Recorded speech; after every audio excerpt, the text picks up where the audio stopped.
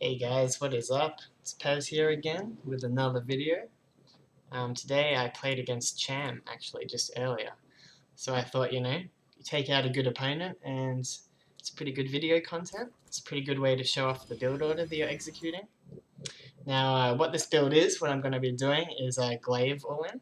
It's like you do the Zest build where you go 4-gate Glaives. And then your follow-up is you make 2 Immortals back at home and you make 4 more gateways, and you're just going mass adept immortal. And the idea is that you're hitting here with immortals and adepts, and you shade all the adepts into his base, and then if he doesn't pull back enough, then you can just finish the shade and lift the immortals with your prism and pull back and do another warp in here. So it's really abusive because usually the all-in follow-ups have other units than adepts and immortals, but because you just have the 2 immortals and the mass adept, you can freely complete the shade without having to worry about leaving too many units behind. So anyway, the first thing you do this game is you send a probe straight across the map. You forget that stuff that you've seen about making an earlier pylon or anything. This is the way Zest is doing it, and his build is so damn refined, I'm just copying it exactly. So you just send the first probe straight across the map to block the hatchery. This build really works a lot better if you force them to take the base over here, because Glaives are so abusive when the drones have to mine here. If they're mining here, then you can't really pressure the main and the third at the same time, because the third has nothing on it anyway, so the Zerg won't have to defend it. Yep, so you go gate, gas. I'm just going to speed up a little bit here. I know Harsam and stuff have already done a guide on the build order, so I don't want to go too much into detail. But first thing you want to do, you actually want to chrono the Nexus now, which I haven't done. I'm a little bit late on that.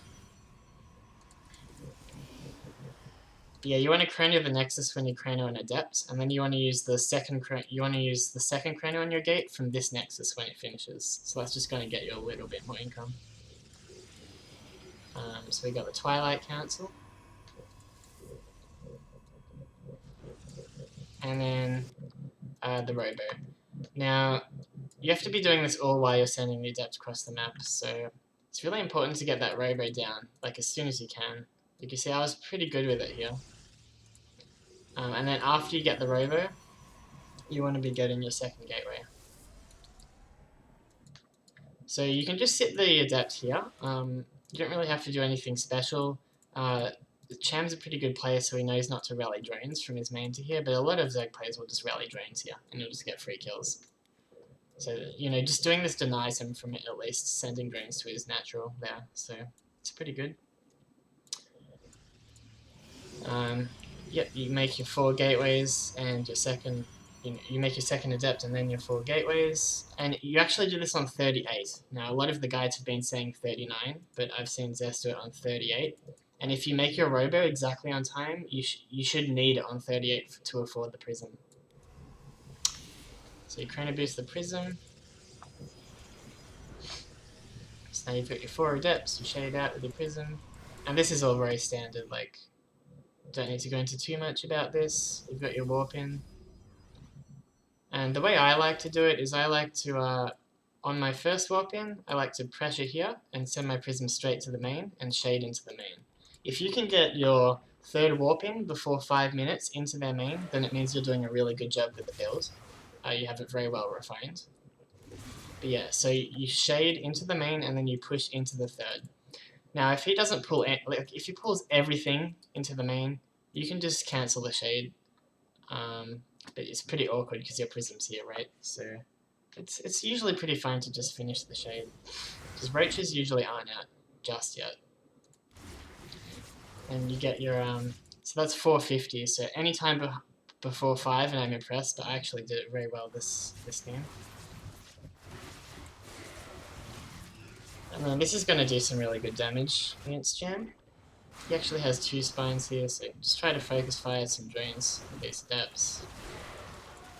But now, right after the third warp in the main here, I'm going to queue up an Immortal, and I'm going to chrono it.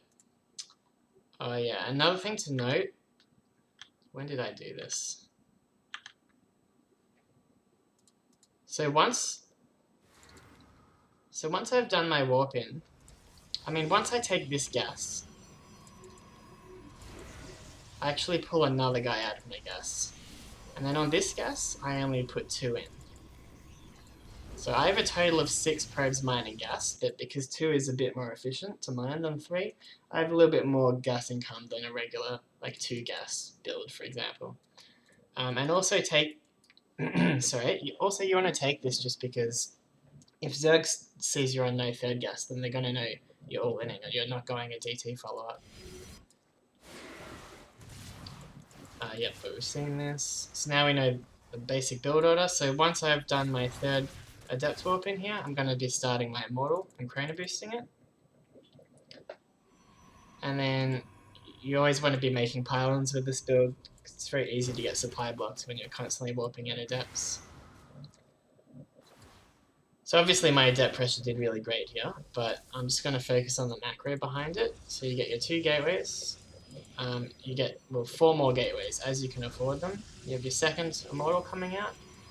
And when this immortal spawns, it's a pretty useless chrono boost. We're just going to be walking across the map. We have our gates finishing. We have a lot of adepts. And I'm just going to show you how to execute the attack. It's really simple. So like I was saying at the start of the video, you just want to shade all your adepts. And look at this. So I've noted that Cham is pulling a lot of his units back here. Oh no, I've noted that he's not. Yeah, he's stayed here to fight me. He's like, oh shit, he's gonna cancel, surely. That's what he's probably thinking. But nope, you don't have to cancel. You can just continue shading into the main. And now look at this, he's so exposed right here. And I'm gonna pull the prism back to here, and I'm gonna do another warp in. And then I'm gonna micro this forward, stutter it a bit. Obviously I'm paying attention on the warp in. But yeah, just hold position is great in this instance, and as soon as shade's back off cooldown, you're going to shade back down to regroup with your new warp in. And now he's got nothing in his 3rd. So you're just going to stutter into his mineral line, he has to pull his drones back. That's cute, but not really necessary. And force him to pull back again.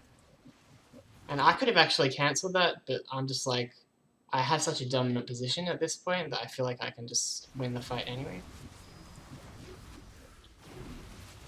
And just keep threatening it, man. And he just has to keep pulling back. He loses all his drones. Kill the 3rd. You know what? I'm not going to stop. Why would I stop? Just keep shading forward. And then the cherry on the top is when you pull him up the ramp. And then you cancel and you get a concave at the bottom. Because now he can't really attack down here. And yeah, that's basically it. It's actually just such a simple build, but, well, it's not simple, like, the build order is hard to, like, execute, but once you know how to do it, like, it's just so clean. Like, you don't really, like, I can do this on high ping, for example, because this was on US West and I'm Australian, so if you can execute this build on high ping, it just means, you know, it's not very difficult to actually micro, is my point. Like, the build order is hard to macro, but it's not hard to micro. So yeah, I hope you guys get some cheeky wins against some high level Zergs who are way better than you, like I did in this game. And yeah, cheers for watching.